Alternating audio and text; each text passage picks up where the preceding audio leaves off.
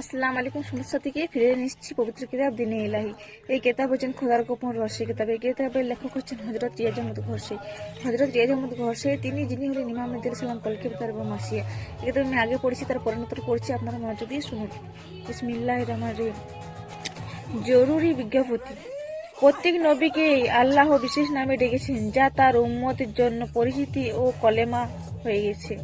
এসব নাম আল্লাহর নিজের ভাষা সুরানিতে অন্তর্ভুক্ত ছিল। কোন নির্দিষ্ট কলেমা স্বীকারোক্তির মাধ্যমে একজন সেই নবীর উম্মতের অন্তর্ভুক্ত হয়ে যায়। 3 বার স্বীকারোক্তি হচ্ছে শর্ত, তবে উম্মতের মধ্যে অন্তর্ভুক্ত হওয়ার পর এই কলেমাকে যতবার পড়বে ততই পবিত্র হতে থাকবে।